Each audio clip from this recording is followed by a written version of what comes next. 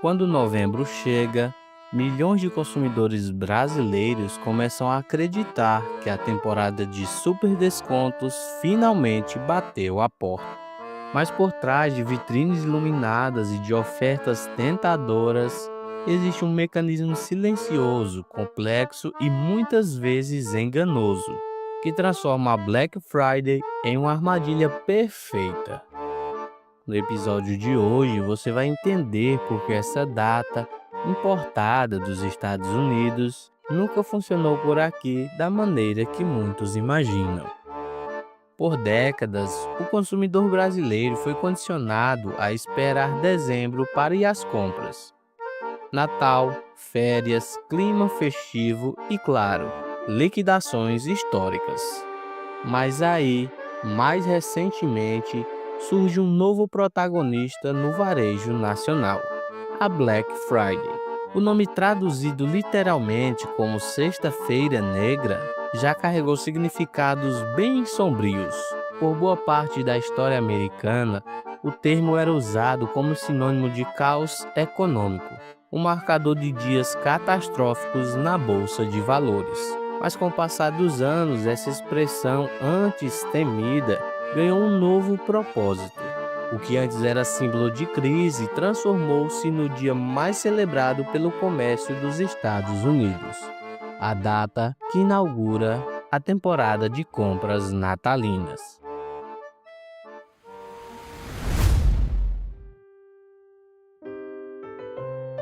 Para entender a discrepância entre a Black Friday americana e a brasileira, é preciso retornar ao cenário cultural onde tudo começou: o Thanksgiving, Dia de Ação de Graças, celebrado nos Estados Unidos, Canadá, Granada, Libéria e Holanda. O feriado reúne famílias e amigos em torno de uma mesa farta como uma forma de agradecimento. Sua primeira comemoração registrada aconteceu em 1621, quando colonos ingleses celebraram uma boa colheita de milho e o fim de um inverno rigoroso. O Dia de Ação de Graças ocorre sempre na última quinta-feira de novembro, e é justamente no dia seguinte, a sexta-feira, que a Black Friday nasce. Mas o que poucas pessoas sabem é que a Black Friday só consolidou porque as pessoas faltavam ao trabalho no dia seguinte ao feriado. Ligavam dizendo estar doentes, mas na prática queriam apenas estender o fim de semana ao lado da família. E já que estavam juntos, aproveitavam para comprar presentes do Natal antecipadamente. Só no ano 2000, a data ganhou caráter comercial explosivo, quando o varejo americano passou a tratar a Black Friday como o maior dia de liquidação do ano. Desde então, o fenômeno atravessou fronteiras, gerou filas quilométricas e trouxe relatos épicos de consumidores acampando na porta de lojas. Se há algo que define o consumidor americano, é a sua obsessão por descontos reais.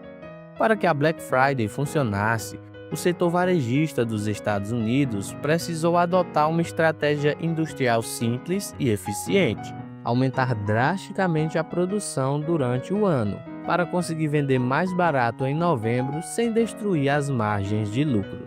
Quanto maior a oferta, maior a capacidade de aplicar cortes profundos no preço. O resultado, o cliente ganha com valores reduzidos e o comerciante vence com volume de vendas e receita ampliada. Uma operação onde todos saem ganhando. Mas ao contrário do que acontece nos Estados Unidos, no Brasil, a Black Friday nasceu com um problema estrutural. Ela simplesmente não conversa com o nosso comportamento de consumo. Nós não celebramos o Dia de Ação de Graças, não temos o mesmo ciclo de compras de fim de ano e, principalmente, nossa grande data comercial sempre foi o Natal. É ele e não a Black Friday que historicamente movimenta a indústria, pressiona estoques e impulsiona grandes liquidações. E existe um detalhe decisivo: o brasileiro, em média, não se planeja financeiramente. Nossa renda mais baixa, combinada com a dependência do 13º salário, e na grande maioria das vezes cai apenas em dezembro, faz com que muitas pessoas simplesmente não tenham dinheiro disponível para aproveitar grandes ofertas em novembro. Nos Estados Unidos, essa lógica sequer existe. Não há 13º salário, e o pico de compras já acontece naturalmente após o Dia de Ação de Graças, com famílias reunidas e prontas para investir em presentes. Essa diferença de calendário cria um atrito inevitável, e desse atrito nasce um fenômeno abrasileirado. Incapaz de competir com o peso cultural e financeiro do Natal, o varejo brasileiro passou a esticar artificialmente o período de promoções. O resultado é que aqui a Black Friday deixou de ser um evento pontual e virou praticamente uma temporada. Esquenta Black Friday, promoções que começam semanas antes. Black Week, uma semana inteira de ofertas. Black Month, um mês inteiro de super descontos. Cyber Monday, importada mas raramente com ofertas reais.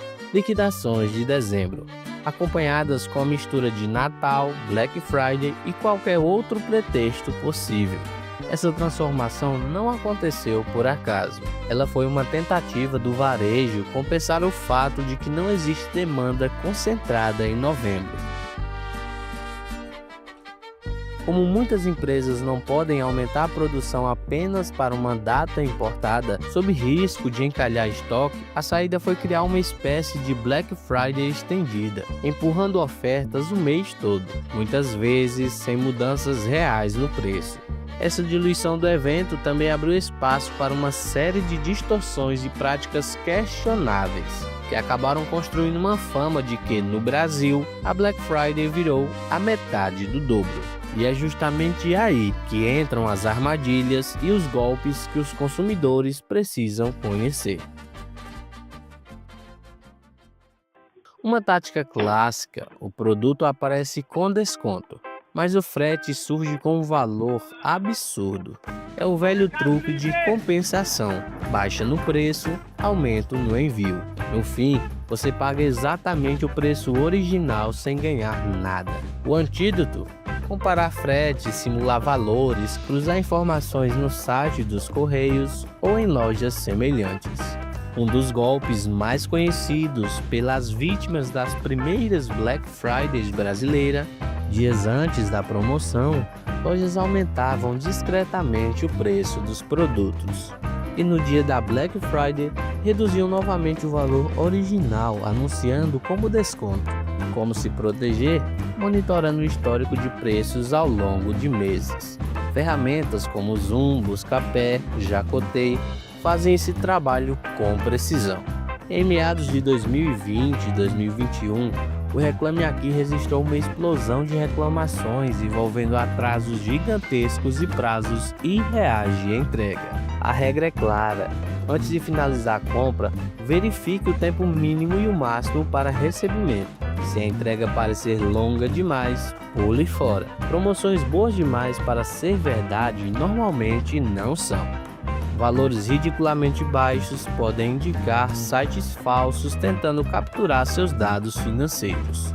Alguns dias atrás, tentando aproveitar essas promoções, vi uma propaganda que me chamou a atenção. Uma penteadeira 3 em 1 com desconto imperdível. Ao verificar a promoção, o preço da penteadeira 3 em 1 era no valor de R$ 197. Era o produto que eu estava procurando, com preço que cabia no meu bolso.